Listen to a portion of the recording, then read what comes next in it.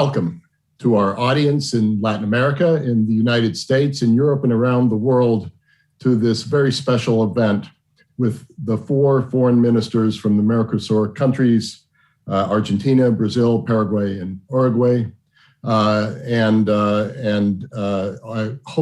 by the Adrian Arsh Latin America Center. And I welcome you on behalf of the founder of the center, Adrian Arsh, and on behalf of the director, Jason Marsak, and his remarkable team. COVID-19 has taken an incredible toll on Latin America and the Caribbean, and the region consistently represents nearly 20% of the world's COVID-19 cases and 1/3 of its fatalities. And the region experienced a 7.4% decline of the economy last year. That is why, as countries navigate the many challenges imposed by COVID-19 and look ahead to recovery plans, alliances like the one we celebrate today on its 30th anniversary are so important. Working with partners like Mercosur countries of Argentina, Brazil, Paraguay, and Uruguay will be vital for building back a stronger and even more prosperous hemisphere. We at the Atlantic Council have a mission statement that's quite simple: shaping the global future together. And that's what Mercosur is all about, that only through cooperation can we secure the future. It is core to our Atlantic Council mission that working with allies is fundamental to solving global challenges. And under these unprecedented circumstances, this mission proves to be more imperative than ever before. Since 1991, when Mercosur was founded, the bloc has been grounded on the guiding principles of democracy and economic development. It has provided opportunities and pathways for regional integration, cooperation, and complementarity. As a common market, member countries have addressed trade barriers, established common rules, and allowed for greater interconnectivity in terms of production, businesses, and supply chains. In 2019, after 20 years of negotiations, Mercosur and the European Union reached a historic trade deal. Even though this deal is still in the ratification process, the agreement will be the largest for the EU in terms of population, covering nearly 800 million people, and it will be the first of its kind for Mercosur. As the bloc continues to expand its influence beyond its borders, Mercosur has been in trade negotiations with Canada, with South Korea, with Singapore, Israel, and Lebanon. And I hope, ministers on this call, that we can talk about the United States at some point as well. Today's conversation will dive into the opportunities this bloc represents, with its combined population of 295 million, a massive territory of 14 million square kilometers, home to one of the largest biodiversity reserves in the world, and jointly representing the 5th largest economy in the world. As the bloc turns 30 this year, I'm delighted to be joined here by the foreign ministers of Mercosur's 4 member states. Minister Felipe Sola of Argentina, Minister Ernesto Arroyo of Brazil, Minister Euclides Acevedo of Paraguay, and Minister Francisco Bustillo of Uruguay. Ministers, we are so honored and delighted to welcome you to the virtual Atlantic Council. To guide us through this discussion, it's my pleasure to introduce Ambassador Capricia Penovich Marshall. Ambassador Marshall has an extensive career in the diplomatic field and served as the Chief Protocol Officer under the Obama administration. And I never missed this opportunity, Capricia. Buy her book, Protocol. It's really great. It's fantastic. She is currently Ambassador in Residence at the Atlantic Council and Vice Chair of the Adrian Arsh Latin America Center's Advisory Council. We are just so privileged to have her as part of our team. It is my pleasure to pass on the floor to Ambassador Marshall. Capricia, the floor is yours. Well, thank you, Fred, our extraordinary president, and also for noting my book. I would like to note that for today's convenience, our program is translated. Please see the globe icon for translation at the bottom of your screen. To begin today's discussion, please welcome Minister Felipe Sola, Minister of Foreign Affairs, International Trade, and Worship of Argentina. Argentina is the current pro tempore president of Mercosur. Bienvenidas, Minister Sola. The podium is yours.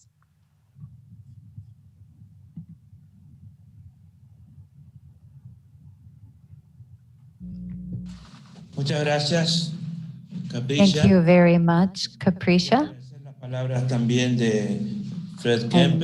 Thank you, Fred Kemp, for your opening remarks. My thanks go to the Adrian Arsh Latin America Center and the Atlantic Council. Thank you also to Jorge Arguello, who made this opportunity possible, thanks to his efforts and the other Mercosur ambassadors.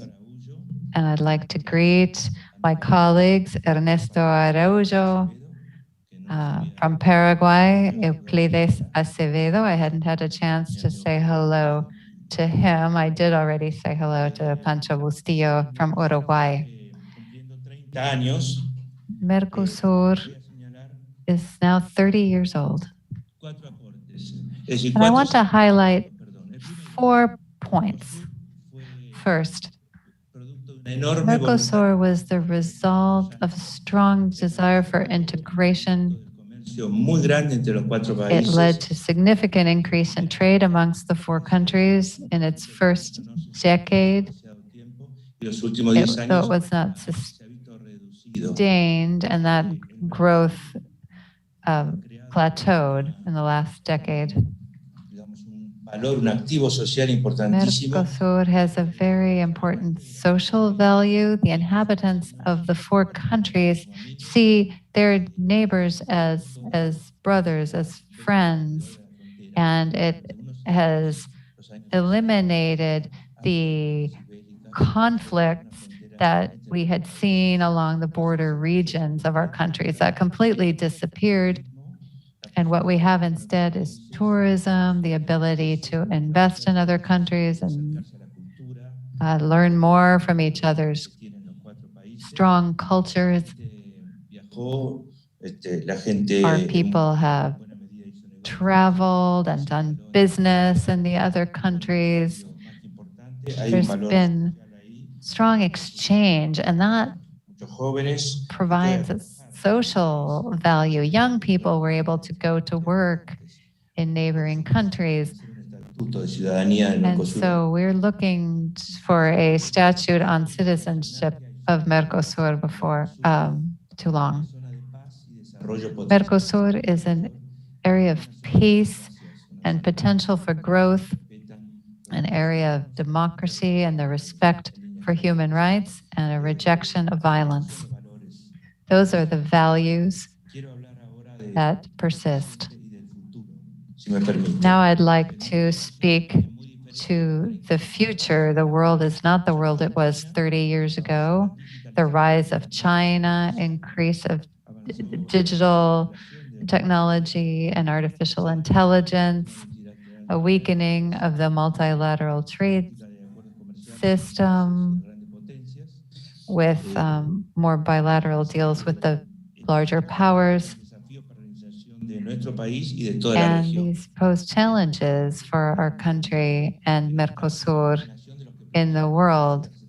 None of what is happening now was imagined at the time Mercosur was established. We now have the COVID-19 pandemic that caught everyone off guard. And despite technological advances, we don't know when the end will come. We've seen an increase in nationalist egoism. While there is a need for cross-border cooperation, earlier,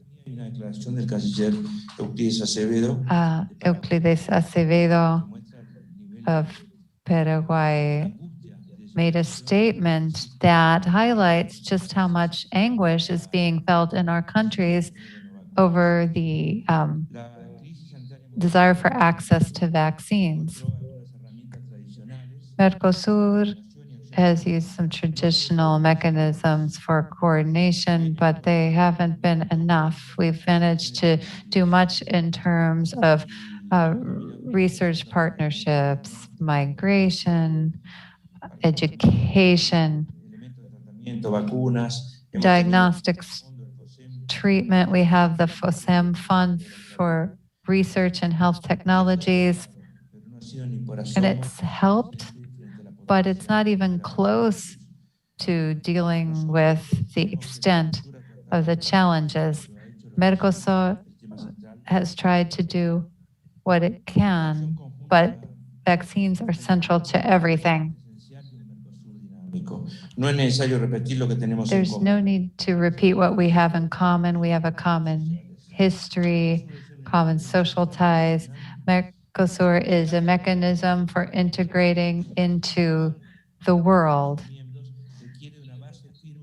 because in order to be part of the world, we must have a firm footing in the region and have resolved regional matters.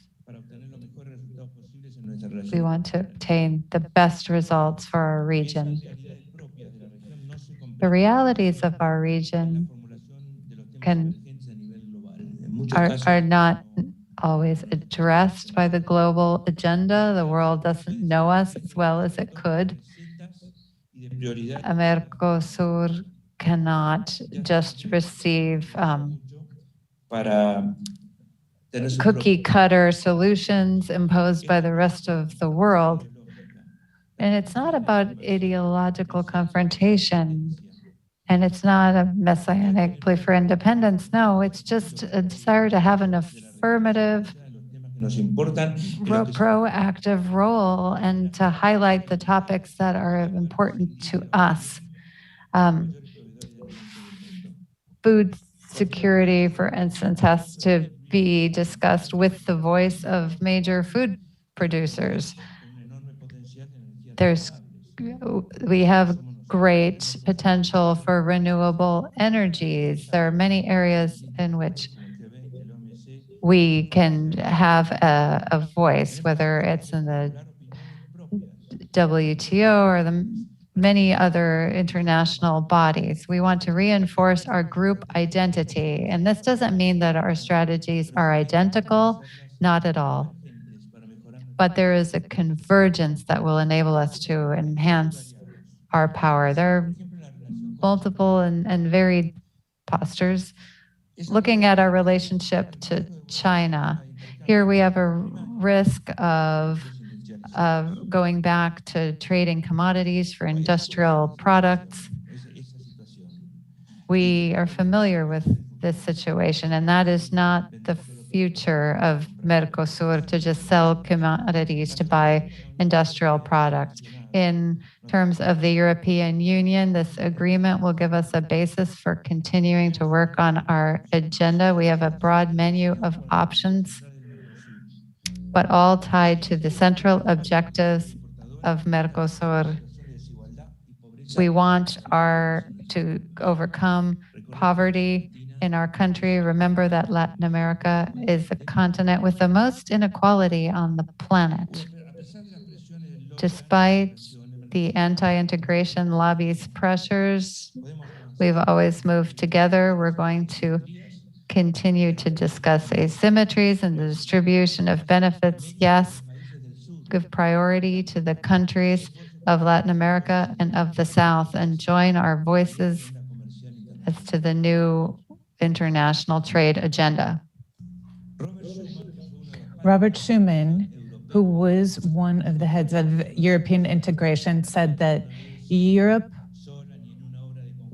would not grow based on theories, but thanks to specific steps, a series of specific steps. Even though the concept of Mercosur is different from that of Europe, this applies to the integration and union of all of Latin America and the South.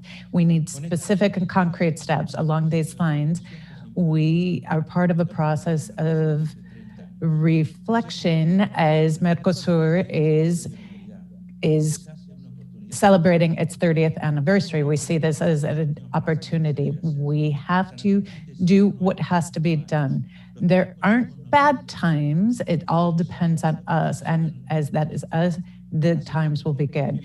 Just a little ago, we saw that the worst position is that of being in despair. Over these 30 years, there have been different ideas and solutions having to do with Mercosur, but we've never abandoned the idea of union. We have to continue to work to build Mercosur. Mercosur has to move forward with everyone, making sure that we can solve our differences. 30 years ago, we began a process that was unimaginable. President Perón back in 1949, Chile and Argentina had an alliance that couldn't continue, but we had to make sure that we could integrate the Latin American countries, which is the path we need to follow. Thank you very much. Thank you, Mr. Minister. Please now welcome Minister Ernesto Araújo, Minister of Foreign Affairs of Brazil. Mr. Minister. Thank you very much, Ambassador Capricia Marshall. Do I have the mic on? Yes. Yes. Yes. Okay. So thank you very much, Ambassador Capricia Marshall, all the friends at the Atlantic Council, especially the Adrian Arsht Center, Dr. Fred Camp, Jason Marcek, all the foreign ministers here present, my dear colleagues and friends from Argentina, Paraguay, and Uruguay, other friends that I recognized from the previous discussion, Paulo Dobriansky, Landon Loomis, Gabrielle Trebat, so many friends from my time in Washington. So 30 years ago, when the heads of state of Brazil, Argentina, Paraguay, and Uruguay gathered in Asunción to establish the Mercosur, the world was witnessing the triumph of liberal democracies and free markets over state-driven economies and totalitarian societies. Similarly, Mercosur was born from the commitment of four freely elected leaders to overcome decades of unsuccessful protectionist economic policies imposed in the region. When our country signed the Treaty of Asunción, we recognized that democracy, free trade, and openness to the world were key to the prosperity and well-being of our citizens. Political and economic freedom are principles ingrained in Mercosur's DNA. Those are premises that inspire Brazil's current efforts to provide and help the regional integration project attain renewed thrust. I would like to take this opportunity to talk specifically about how Brazil perceives Mercosur after these 30 years. First, it's important to stress that we see a primacy of democracy in our integration project. And in that sense, let me mention an issue that we cannot swipe under the carpet. Mercosur has a fifth member, and this fifth member, Venezuela, is absent today. 4 years since its suspension for breach of the democratic commitment, that country has yet to meet the conditions for being welcomed back into the group. Venezuela is a sister nation, dear to all of us, which belongs here with us. As soon as Venezuelans take their country back from the gang that rules it by force, intimidation, and humiliation of their own people. Mercosur can be, and hopefully will soon be, in the near future, an instrument to reintegrate Venezuela, a free Venezuela, into the world. Mercosur's commitment to democracy, which is a binding contractual commitment, was present at its inception, and for Brazil, it remains a central tenet now. The suspension of Venezuela for violating that contract shows that in Mercosur, we take democracy fully seriously. It is sometimes stated that the question of Venezuela is an ideological one, and that different approaches to Venezuela are ideological, and this is not the case. I personally have repeated many times, democracy is not an ideology.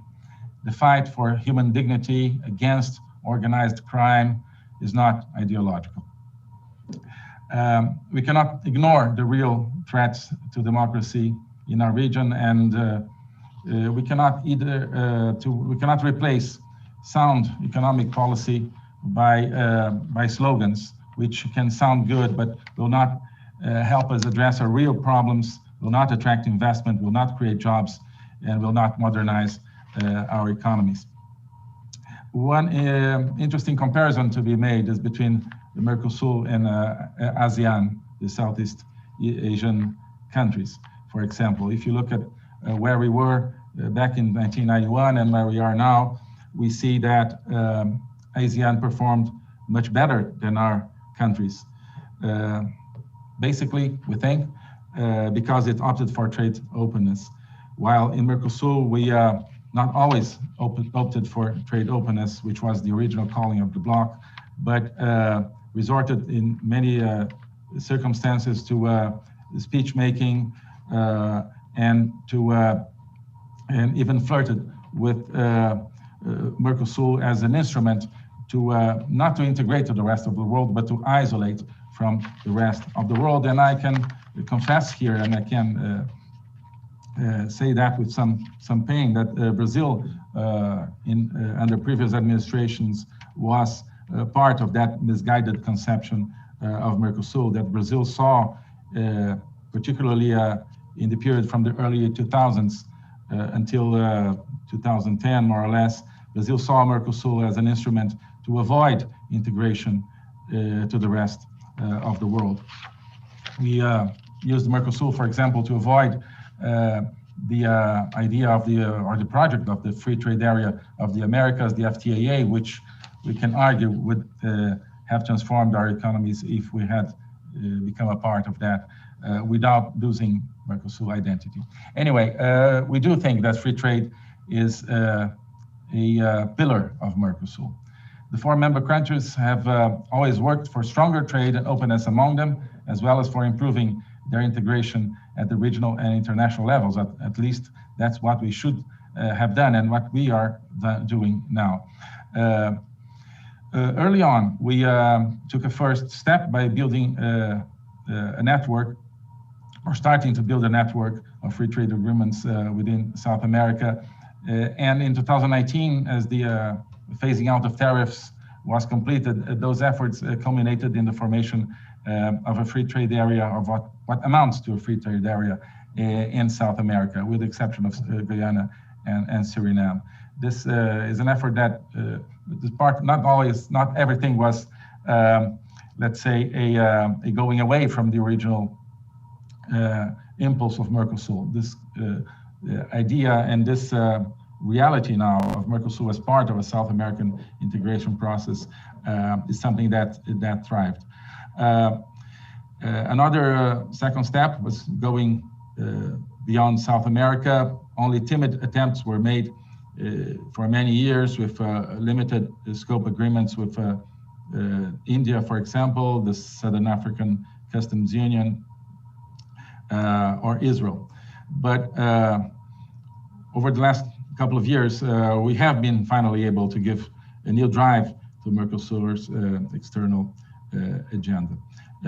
This was totally convergent with our administration, President Bolsonaro's administration approach to not only to Mercosur, but to the relationship of Brazil with the rest of the world.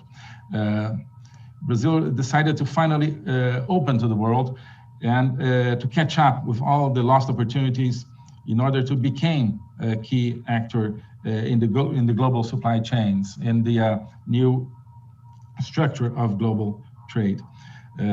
For us in Brazil, opening, privatization, the bid to join OECD, and other aspects, all that are part of the same drive aimed at changing at home. Of course, it creates a new structure for our engagement with the world, but at home, it's part of a project of changing an old governance system, which was unfortunately based on corruption in so many cases, state-centered, prone to mismanagement and conducive to backwardness and deindustrialization. So we started to correct the many misguided policies that Brazil had adopted over many years, and Mercosur was part of that new drive. We saw Mercosur as a platform that, from our point of view, could immensely help Brazil in attaining that new project. So with that in mind, and thanks in part to that new drive in Brazil, Mercosur wrapped up free trade negotiations with the EU after 20 years, back in June 2019, and with the European Free Trade Association in August of that year. These were the first negotiations concluded by Mercosur with highly competitive and developed countries. And now we are engaged in, fully engaged in other modern free trade agreements with major partners like Canada, South Korea, and Singapore.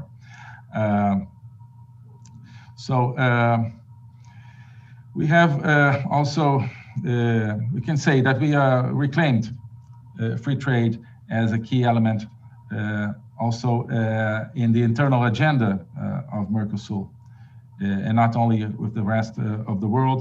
Since the beginning of, from our point of view, of course, I'm speaking from the point of view of Brazil, we do see the drive that we brought to Mercosur as a reason for the progress we made also in the internal integration, and not only the outside integration.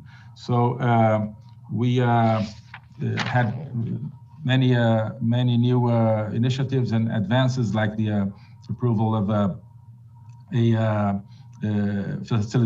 trade facilitation agreement, which was immensely important, agreements on mutual recognition of geographical indications, agreements on electronic trade, and also started to tackle some outstanding issues in the bloc, like sugar and the automotive industry.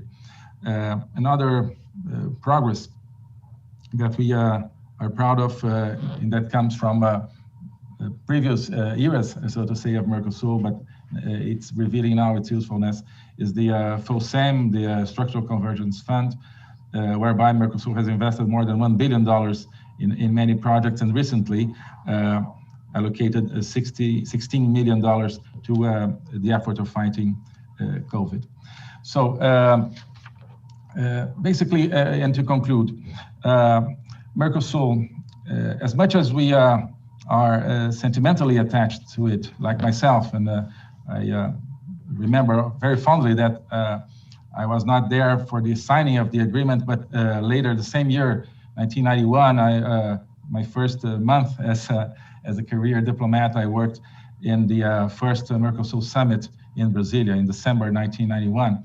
So in spite of that sentimental aspect, which is important, our trade policy, our global insertion in the world, our strategy for development, for prosperity, to bring new opportunities to our peoples, cannot be based only on this sentimental attachment, nor on the deep friendship that exists among our peoples, and which will always exist.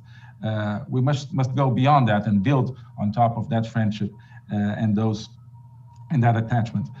We must generate concrete results. We must generate opportunities for the people, for the companies, opportunities for our countries to overcome failed models of the past. Mercosur, and I come back to the beginning, to the 30 years, to the scenario 30 years ago. Mercosur is a child of that first moment of globalization. Its first summit, December 1991, was held a few days before the dissolution of the Soviet Union, for example. So we're contemporary to this new world that started to open up in the beginning of the 1991. And Mercosur was born under the stars that were in the sky at that moment, so to say, the stars of democracy and free trade, of political and economic freedom going hand in hand as the means to human accomplishment and prosperity. We were not born under the stars of political correctness or techno-totalitarianism, as we see today threatening freedom in our countries. let alone in an atmosphere where we see narco regimes still, unfortunately, thriving in our region. This is not what Mercosur was original about or should be. So today we see, looking at the world, at least it's our perspective here in Brazil, that unfortunately the whole world is close to abandoning that dream of the early 90s, that dream of economic and political freedom going hand in hand, that world centered around freedom. And we have the opportunity to revamp that dream, both in the world and inside the Mercosur. The world has let the idea and the sentiment of freedom to be excluded from the center of international discussions. Brazil now wants to help to correct that, be it globally or regionally. And Mercosur can be a part of this new world with freedom at its center. Thank you very much. Well, thank you. Thank you so very much for your remarks, Mr. Minister. I now welcome Minister Euclides Acevedo, Minister of Foreign Affairs of Paraguay. Mr. Minister. Muchas gracias, embajadora Marshall. Thank you, Ambassador Marshall. A mis colegas Felipe, Ernesto. Hello to Felipe, Ernesto, Francisco, and of course, the Atlantic Council. Para celebrar los 30 años del Mercosur. No one better than I to celebrate the 30 years of Mercosur. Because with the Treaty of Asunción, that is when Paraguay first began to have democracy. It was our hope for peace. Paraguay is one of the few countries that's had armed conflict with all of its neighbors. So there were historical factors, political factors, and as others have said, there's a social side. I was at the signing of the agreement. Some say that this bloc has prematurely aged, but I just say that it has lost steam. It's not fading, it's not dying. And I think the Paraguayan people benefited greatly from the solidarity of the solidarity has been important for Paraguay, and the fund that was mentioned earlier, FONSEN, has been very important to us. We have benefited from a natural gift combined with a feat of technology, the Itaipu Dam. Very important beyond having that to be able to grow, we need to grow internally, but also externally. If we grow well internally, we can grow outward. And we're not going to be contentious with free trade or customs union. We would like to see political unity as well, ultimately. And ese es un desafío que estamos asumiendo. And just as we would one day look to Latin American unity, and it's not impossible. And perhaps one day there will be a Mercosur United States agreement. We have already entered into agreements with other Latin American countries. We've negotiated an agreement with the European Union, even though it's not yet ratified. And we've already entered in discussions with other countries already mentioned, South Korea, Lebanon, Israel. And now with fluid communications amongst our countries, we can convert Mercosur into a hub of development that will make us prosperous nations. Because liberty is not enough. for Paraguayans. Liberty is incredibly important for historical reasons. But we've been equally interested in integration, though we haven't been able to achieve that. And when this happens, then we produce wealth, and that wealth then needs to be distributed equitably within Mercosur and regionally, and not just in technological and commercial terms, but also cultural terms. And then this brings me to a threat to all of that, which is organized crime. This is why we need a common defense and security strategy, a common intelligence database, and so that we can coordinate at that level, the same as we do economically. And then without forgetting the respect for the environment, which is a key factor for all of our goals. The interoceanic corridor, which goes through South America from the Atlantic to the Pacific, is another tool, another resource that should be taken advantage of and with solidarity.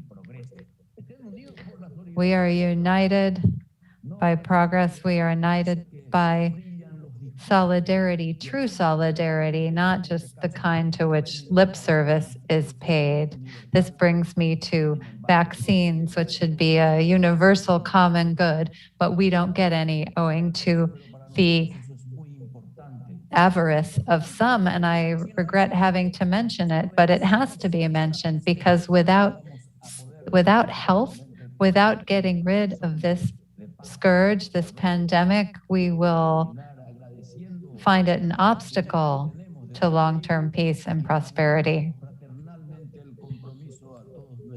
We seek to fraternally commit to tackling the challenge. In this time of extreme nationalism, xenophobia, exclusion, at this time we must seek unity. Integration is the path. That is our destiny. Thank you.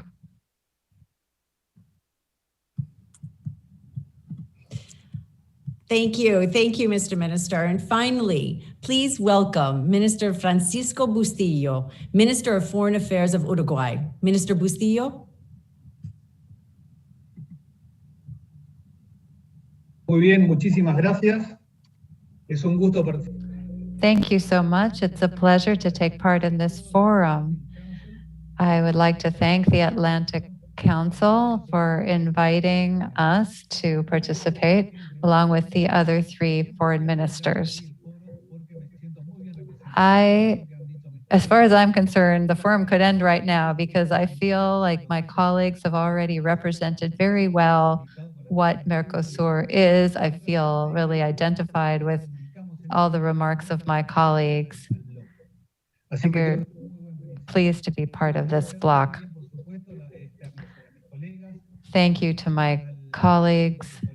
Thank you to Felipe Solá, Euclides, and with whom I was just meeting last week in Asunción, and greetings to all of our ambassadors who made this forum possible.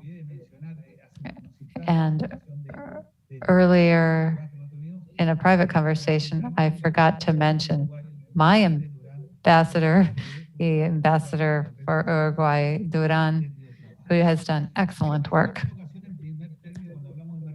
When we speak of Mercosur, it's important to recognize its founding fathers. Special mention goes to the former presidents, Carlos Menem of Argentina, Honor de Mello of Brazil, Andrés Lía de Paraguay, and of course, President Herrera of Uruguay. As has already been said, we all feel part of Mercosur. The integration process was no accident. It was a deliberate process that required political vision and will amongst the founding fathers I just mentioned. Now we have a common market with coordination among our many actors, but this began after the Second World War, thanks to people like Adenauer and Churchill and other visionaries of their time. In Mercosur, this experiment in integration was born thanks to the vision of its founding founders and convergence amongst the countries with a desire to have economic union be a tool for economic development, growth, and prosperity for societies. It was not the fruit of determinism. It was the fruit of exceptional historical circumstances where our countries returned to democracy at that time. Then at the time, we had excellent relations amongst the four presidents of the time. And the third key factor was the convergence in terms of economic policies that were open to international trade. That openness to free markets, that was central. Mercosur, over its rich 30-year history, has seen significant growth.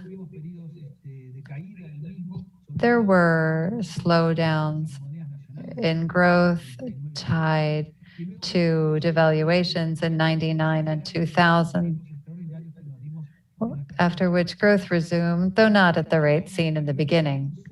I'd like to reflect briefly on the regional and international stage that was then and that is now. There was initially a great expansion within the bloc. Expansion, which, as I said, was interrupted by those devaluations. With that internal growth and the mandate given us by the founding fathers,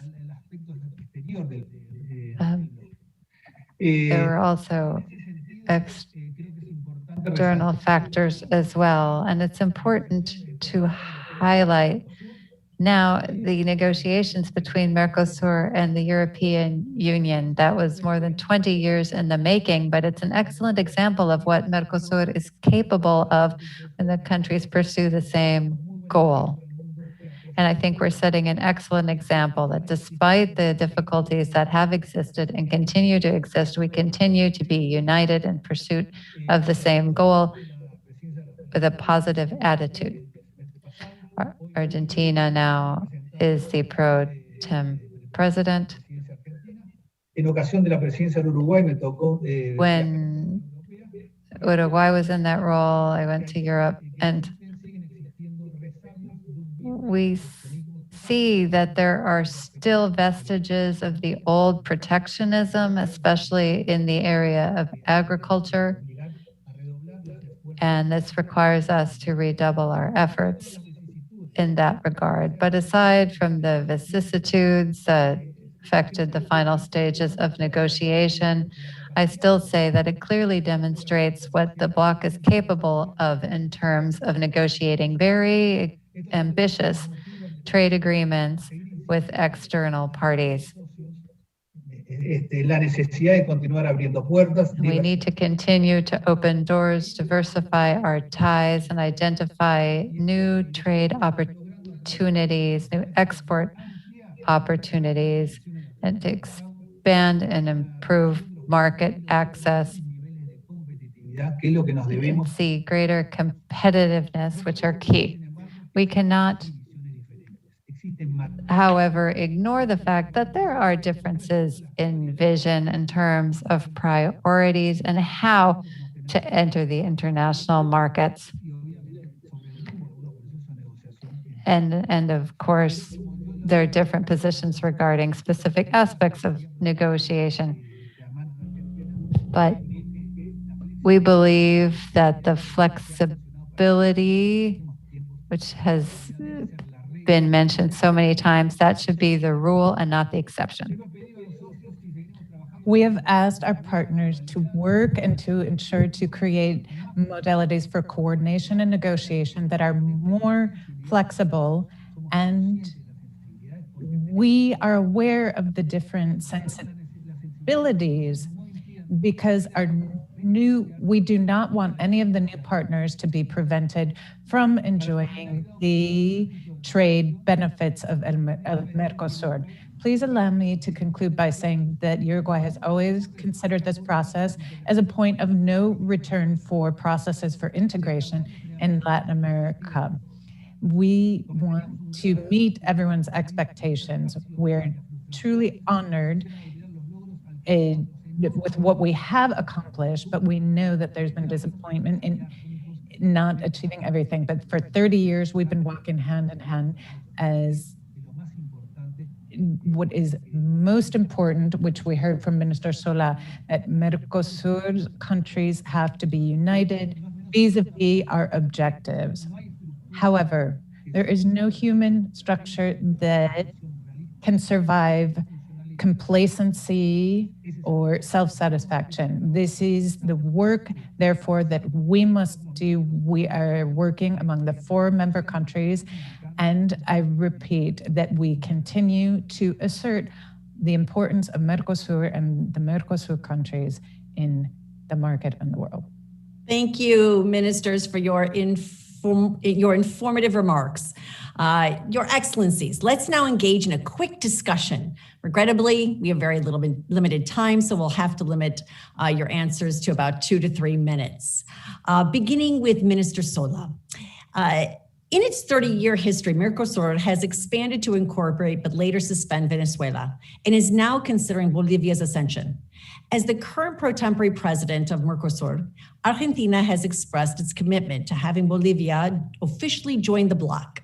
How do current Mercosur member countries see the expansion of the bloc? Can we expect additional members in the future? Minister Sola.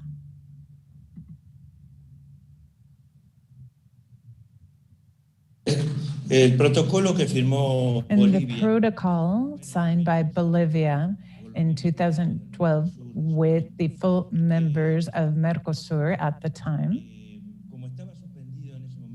as Paraguay had been suspended at the time because of some political issues and having to do with their democracy, a new protocol was signed in 2015 with Paraguay once again present, and they made the full member of Mercosur. For Bolivia needs the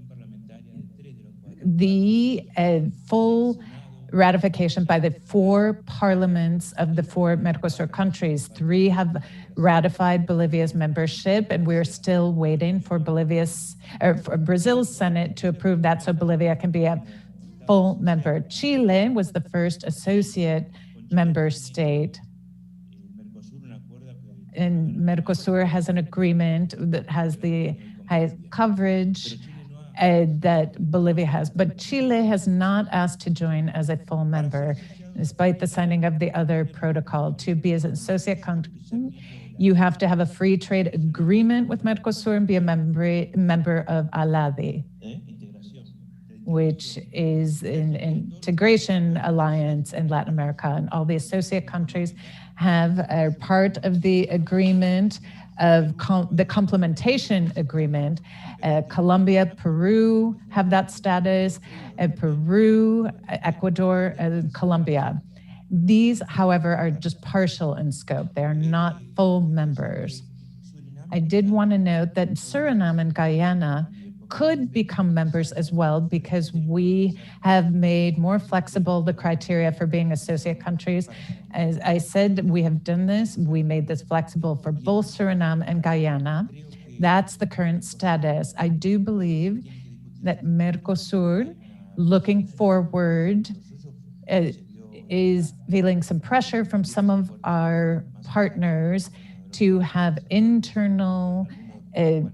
more internal agreements and beyond the agreement that we have with the European Union and others. But our other discussions are that we can broaden this to the extent that some of the other South American countries wish to. Argentina believes that this would be a good idea, but we're going to act in conjunction with our other member states. Wonderful. Gracias. Minister Araujo, in 2019, after 20 years of negotiations, Mercosur and the European Union finally reached a trade deal, considered one of the most important accords for both blocs. Now, in 2021, what are the prospects and next steps for ratification and implementation? Mr. Minister? Thank you, Ambassador, for the question. So for us, we can say that the Mercosur-European Union agreement is a strategic one. First, it's not only a trade agreement, it's an association agreement. It has other aspects, political cooperation. And inside trade, it's not purely an agricultural trade agreement, which would seem from what you hear in the European press, for example. It goes much beyond. Of course, it's industrial trade, but also it deals with investment, with trade facilitation, with services. So from us, and I speak for Brazil, of course, the great added value of the Mercosur-European Union agreement is not market opening in the EU for our products. That's important, but that's not the key aspect. The key aspect is to reconnect our productive sector to key partners in Europe. Germany, France, Spain, Italy, many European countries are key investors in Brazil or in Mercosur. And we know that they can invest much more, and the competitiveness of their own companies can be increased by the agreement. This would help our reindustrialization. This would help immensely, in our case, to go many steps ahead in terms of our technological development, our presence in the value chains. So, and for Brazil, this agreement is part of since we are in the Atlantic Council, of a reconnection with what we can call with the Atlantic world. Okay, the Atlantic world, not only as a geographic concept, but of this community of democratic and market-oriented nations. So together with the OECD bid that I mentioned, together with our totally new policy towards the United States, with whom Brazil signed some important regulatory trade agreements last year. So this is part of a strategy, so to say. And today, we don't feel that the European side has the same strategic view of the Mercosur-European Union agreement. We regret that. So we, Mercosur, for 20 years, and especially now in the final phase, we put a lot of effort into the negotiations. And we negotiated in good faith. And all European individual countries knew what was being negotiated. So it's not like they learned the contents of the agreement by reading that in the newspaper the day we concluded the negotiations, right? But that's the impression you have, that suddenly they found what's there, and they some countries don't like it. But okay, we already signaled from the Mercosur side that we're ready to see what they want more. And of course, they want to see other kinds of elements in terms of the environment. Okay, and we said we're ready for that. And now we hear that they may not be ready to present what they themselves want in terms of additional elements for the environment. So we start to wonder what is the European perspective on this agreement. For us, as I said, it's strategic, and we're totally ready to work with any new elements, environment or otherwise, and we're here. Thank you, Mr. Minister. Minister Acevedo, the tri-border region where Argentina, Brazil, and Paraguay meet is a strategic and important area for security, tourism, innovation, and energy. The Itaipu Binational Dam is the #1 producer of clean and renewable energy annually in the world, a successful example of strategic collaboration by Brazil, Paraguay, as well as Argentina. How can this historic effort be an inspiration to future opportunities for joint efforts between Argentina, Brazil, Paraguay, and Uruguay? Mr. Minister?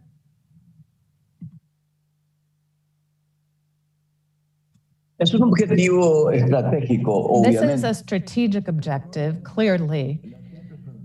But the tri-border is their optics that it's a tourism paradise. It used to be, I'm not sure it continues to be. But there is something alarming at play as well. It is a mecca for organized crime. And in that scenario, Itaipu could become a hub for development and inspiration for progress. For that to happen, what we have to do is eliminate 100% organized crime from the tri-border area. This will require strategic coordination with security forces from Argentina, Brazil, and Paraguay, and why not Uruguay as well, because this is a this requires a strategic relationship with Europol, DEA, the United States, and all law enforcement agencies of the world, because this tri-border area has drug trafficking, terrorism, terrorist cells. So if we want to use Itaipu and hold it up as a way for progress in Argentina, Paraguay, and Brazil, and to push for other hydroelectric power sources, and to protect the environment for us is key to eliminate organized crime. Let's not forget that Paraguay is kind of a golden paradise for several well-known drug traffickers. We're kind of like a stop-off point for much of the drug trafficking. So we have to attack this very vigorously. Our law enforcement agencies have to work together. This is cross-cutting, and it affects free trade, economic development. So it is important for tourism, yes, and it will continue to be so, or it will once again become a tourist paradise as long as there's safety and security in the region. We have to do this through prevention. What you cannot do is prevent something that you don't even know exists. Minister, so very much for that.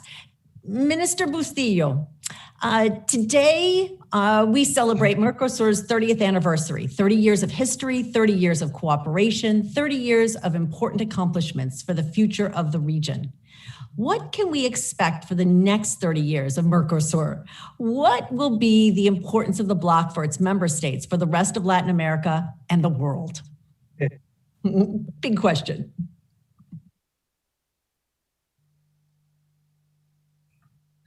Bueno, muy bien, muchas gracias una vez más. Thank you for that question. Algo que dijo Frederick Kemp. Well, I'm going to go back to something Frederick Kemp said when he opened this up. He's saying, what could the U.S. do for Mercosur in pandemic times? And I'd go beyond that. What we need to do is ask ourselves what the international setting is in terms of all the different actors. And we've seen a reconfiguration of the world order. Felipe Solá, my friend, referred to that as well. It's undeniable.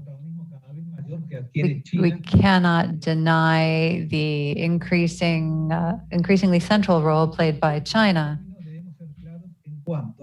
So we must be clear. Even before the pandemic, we saw the world beginning to fragment. What most exemplifies that was Brexit. But it's seen it the world over. Creemos que el fenómeno de China ya es una constante. And now the China phenomenon is a constant. We're seeing it in all our regions, and especially in Mercosur. So that's what we must address and be aware of those strides made by China. And I'm going to be very clear on this. I recall a conversation with an old friend. We were talking via WhatsApp and discussing sensitive issues. And I asked, do you think it's prudent to continue to talk via WhatsApp, or should we use a more secure channel? And he said, look, what we have to decide is who's going to listen to us. Do we want China to listen to us, or Russia, or the US? It's going to be somebody. And why do I mention it? Because more important even than the pandemic are the economic impacts. This is going to be an economic tsunami headed our way. So what can the US do for Mercosur? Well, first of all, listen to us, because it seems that only China is listening to us, that China is knocking on our doors. We are a very wealthy region in terms of agriculture and food. That is the value of Mercosur, and I believe the United States needs to listen to us closely as well. That's why I say that more important than the pandemic itself are the impact that it's going to have when that tsunami hits. And in the new world order, in that new configuration, the